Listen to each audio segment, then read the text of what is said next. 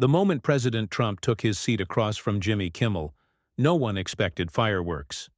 But within minutes, accusations turned personal, tempers exploded, and the stage of late-night television became a political battleground. What happened? Next, no one saw coming. The lights dimmed just slightly as the audience hushed, the camera panning to center stage where Jimmy Kimmel greeted his viewers with his usual wry grin. The night had promised a spectacle, the kind of rare interview that demanded attention. President Donald Trump, in a surprising move, had agreed to a sit-down conversation on Jimmy's talk show, a decision that had social media ablaze long before airtime. From the moment Trump walked onto the set, tension crackled like static in the air. He offered a sharp nod to the crowd, avoiding Jimmy's hand as the host stepped forward. The air felt thick, the usual playful banter notably absent. Jimmy jumped straight into the conversation, masking a pointedness beneath the sheen of humor. The crowd laughed at first, out of habit. But the laughter faltered the moment Jimmy dropped a nuclear line that turned the air cold. He accused Trump of pushing racially charged legislation from behind the curtain of executive orders, mentioning, in graphic detail, a completely fabricated yet eerily believable policy dubbed the Civic Restoration Act. Jimmy claimed it disproportionately stripped voting rights from communities of color under the guise of electoral reform. He accused Trump of embedding racial discrimination into federal housing policy, citing a fake amendment that supposedly allowed zoning boards to reject applications from high-density ethnic neighborhoods. The studio audience, trained to laugh, froze. Even the band's guitarist missed a note. Trump's face changed instantly. No smirk, no smugness, just raw, burning offense. His jaw clenched, and for a moment, he said nothing. Jimmy, sensing the shift, doubled down with a mocking aside that landed like a slap. It was no longer an interview. It was a courtroom, and Kimmel had just slammed down a fabricated exhibit. Trump leaned forward, his voice low, his gaze cutting through the host like a blade. His rebuttal wasn't defensive. It was calculated, brutal. He brought up the time. Jimmy was caught in blackface during a sketch years ago, something he claimed the media and Hollywood elites conveniently brushed aside. He described in chilling detail how Jimmy had quietly settled multiple lawsuits related to toxic workplace conduct, naming staffers who had allegedly been paid off to stay silent. Each blow landed heavier than the last, and the audience, once an ally to the host, began to splinter, half in stunned silence, the other half watching with eyes wide, unsure whether they should clap or recoil. Jimmy tried to interrupt, but Trump wasn't finished. He brought receipts, or at least what looked like them, printouts, highlighted documents, even an iPad handed to him mid-show by a faceless assistant. It was dramatic, methodical, and most terrifyingly for Kimmel, convincing. As Trump continued, he pivoted into a ferocious takedown of Hollywood hypocrisy. He called out Kimmel for being a puppet of corporate sponsors who'd abandoned journalistic integrity for viral moments. He accused him of using fake outrage for ratings, saying his show had become nothing more than a late-night courtroom of public execution. Except this time, the wrong man was in the chair. The camera cut to the audience. Pale faces, tense expressions. A woman in the second row had her hand over her mouth. Another clutched her chest. Jimmy laughed nervously, trying to regain control, but it was slipping. He turned to the teleprompter for a cue. None came. Then to the producers off stage, stone-faced, unmoving.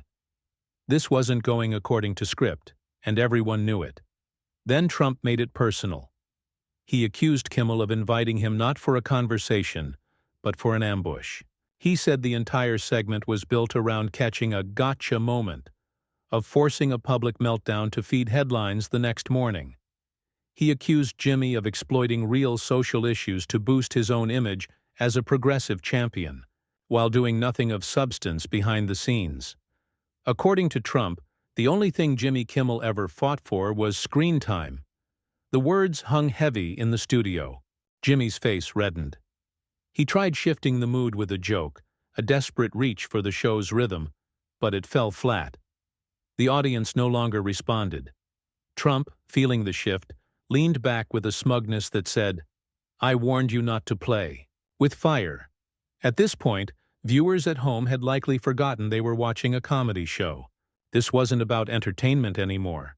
It was theater of power, and Kimmel was losing ground with every passing second. Suddenly Trump stood up. He didn't raise his voice. He didn't yell.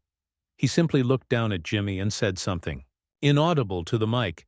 Whatever it was, Jimmy's face turned cold. Trump pulled off his microphone, dropped it to the floor with a metallic clink, and stared out at the audience, now eerily silent.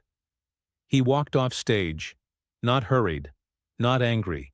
"Just done?" The camera tried to cut away. Too late.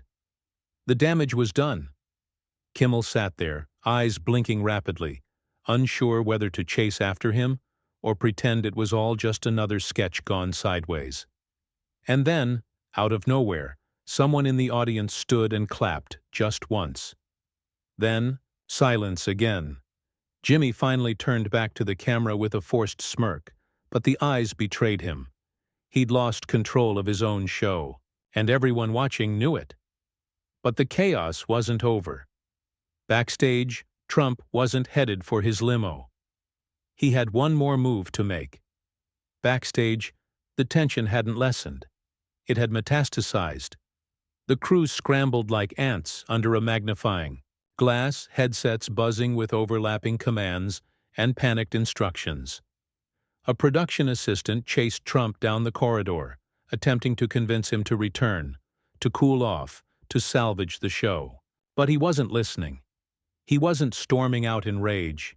He was storming through with purpose, as if every step had already been decided long before he walked on set. The cameras kept rolling, though the show had awkwardly cut to commercial. On screen, viewers saw a frozen image of the set, but backstage, chaos brewed louder than the applause ever had.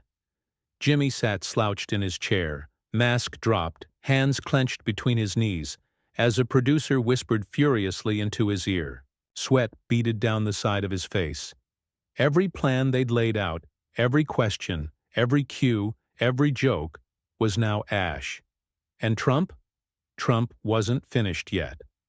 As Trump exited through the rear hallway, he turned sharply into a closed studio wing, one that hadn't been used in years, now repurposed as a green room storage area.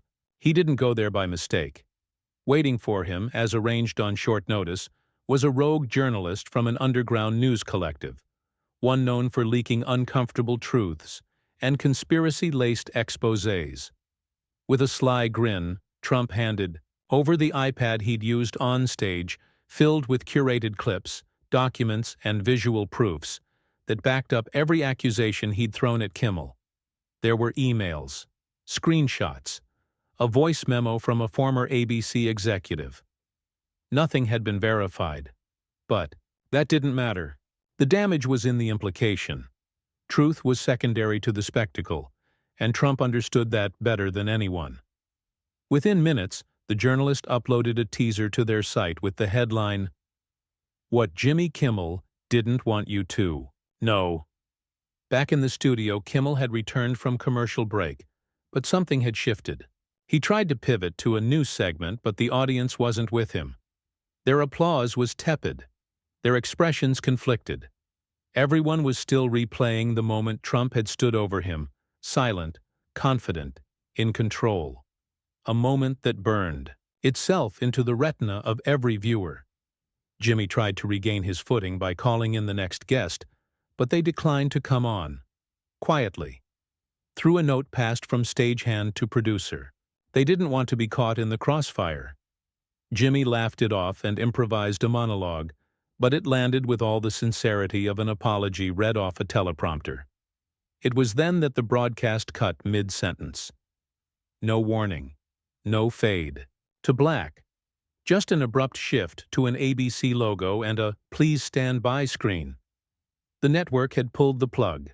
For the next several hours, the internet convulsed. Clips of the confrontation exploded across social platforms.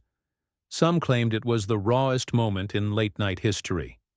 Others called it a setup, a media stunt gone nuclear. But it wasn't just fans weighing in. It was insiders, former employees, comedians, even disgruntled writers started chiming in anonymously, hinting that the image Jimmy had cultivated for years as the relatable everyman was more of a carefully curated product than anyone realized. But the real bombshell dropped at midnight. The same journalist Trump had met earlier released a 15-minute exposé, complete with heavily redacted documents and blurred-out testimonies from alleged former staffers. In it, accusations of systemic workplace discrimination were linked to Kimmel's senior writing staff. Allegations of joke theft, racial insensitivity, and backdoor political donations to questionable super PACs. None of it was proven, but it didn't have to be. By the time the sun rose, Jimmy Kimmel was trending worldwide, and not in a way he could spin into comedy. ABC scrambled to release a statement, but it was too polished, too rehearsed. It only added to the suspicion.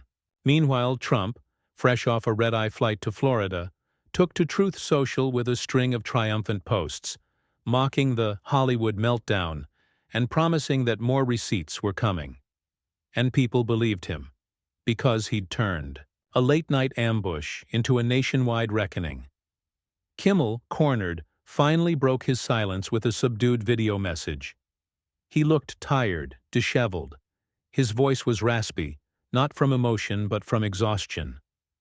He didn't apologize. He didn't clarify. Instead, he issued a challenge, an open invitation for Trump to return, this time for a full hour, uncut, unfiltered. But it wasn't bold, it was desperate, and Trump knew it. He replied only once, in a brief post that was screenshotted millions of times before being deleted. When the spotlight turns around, the comedians become the joke. "You wanted a show. You got one." The line was brutal, devastating, and it cemented the night in television history. But that wasn't the end.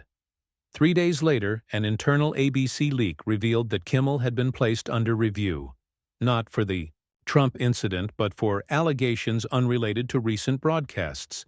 The timing couldn't have been worse. Now every theory that had been whispered online felt a little more believable. The staff of the show began receiving calls from media outlets. Producers were asked to prepare a crisis exit strategy. Anonymous sources claimed that behind closed doors, Kimmel had been furious, not at Trump, but at his own team, at the handlers who hadn't vetted Trump's props, at the network for letting the interview air live, and at himself for underestimating a man he thought he could clown into a corner. But Trump never played by the rules. And now, neither did the public. The final blow came that Friday evening. An email from the network leaked, showing that an emergency meeting had been scheduled to discuss the future of the Jimmy Kimmel Live brand. The word brand said it all. It wasn't a show anymore. It was damage control. The headlines grew louder. The cracks deepened. The war wasn't over. It was just entering the next round. And behind the scenes, a new player was preparing to enter the ring. Her name was Dana Wolf, a former Emmy-winning producer and once rival of Jimmy Kimmel, during her brief but explosive run as executive showrunner for a competing late-night format.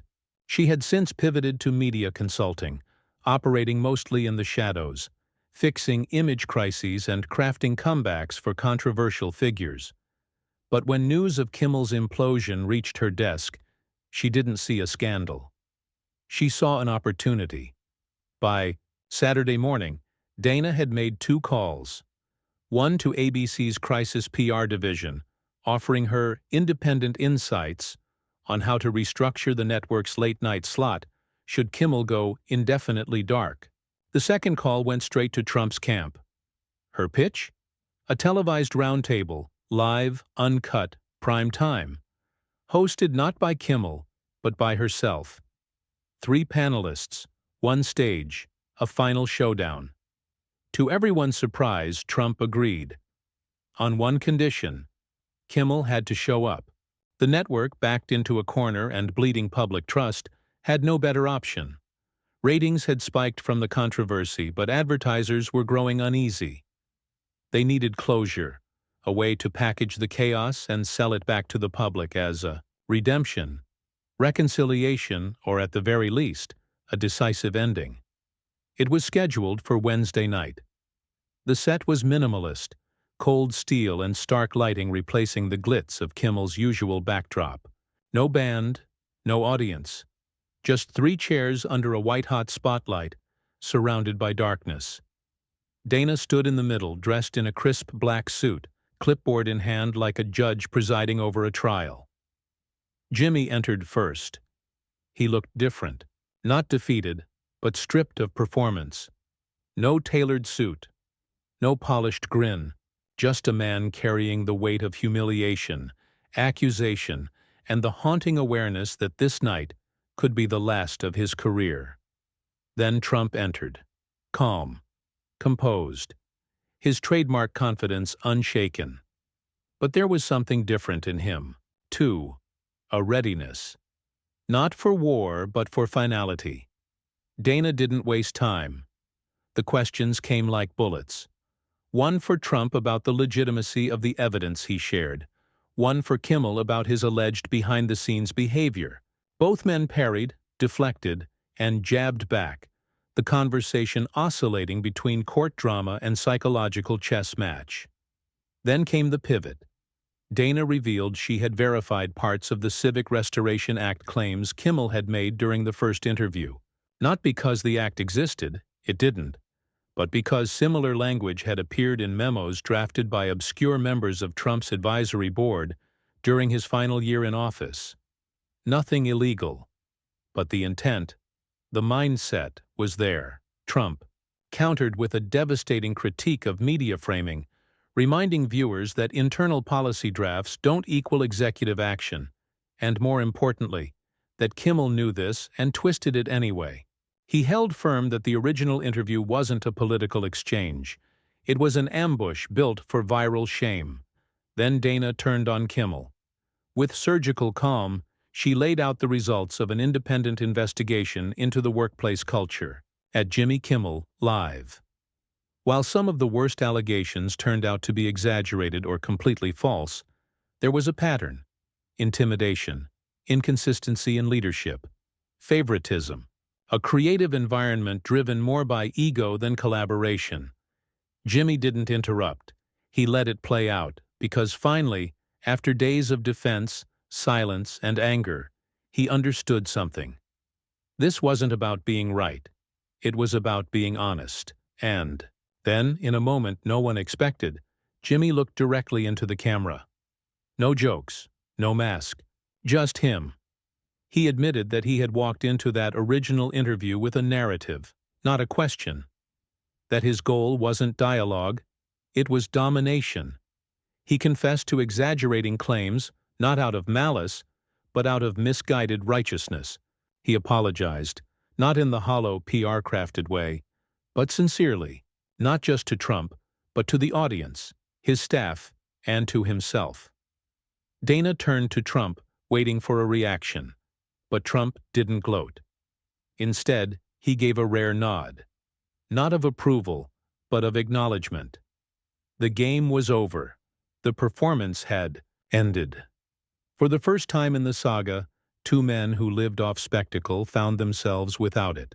And in that absence, something strange filled the void. Respect. Dana closed the segment with a sharp summary. No moralizing, no polished wrap-up, just a clear message. Public figures are flawed. The truth is messy. And in a world addicted to outrage, sometimes the most rebellious act is to face the mirror and tell it like it is.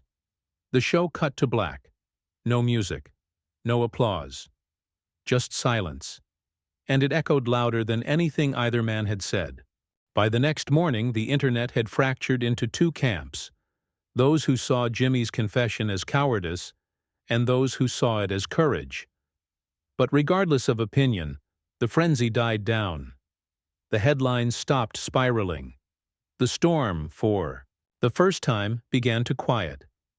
Trump returned to Florida, triumphant but restrained. He didn't spike the ball. He let the moment breathe. Kimmel announced a voluntary hiatus from the show. Weeks, maybe months. Not as punishment, but as a reset. He would return, he said, only if he could find something real to say. ABC accepted the terms and confirmed Dana Wolf would serve as interim host, blending political candor with late-night wit. The audience, hesitant at first, warmed quickly to her no-nonsense approach. Within a month, the viral clips were archived, the discourse faded, and the entertainment cycle moved on. But something had shifted in late-night television. A line had been drawn. It was no longer a place for safe satire and surface-level jabs. It had become something else, riskier, rawer, and perhaps more honest. Jimmy did return eventually, not as a comedian trying to win laughs, but as a man with nothing left to prove. And that, in the end, was the redemption no one saw coming. The story was over. But the echo? That would last.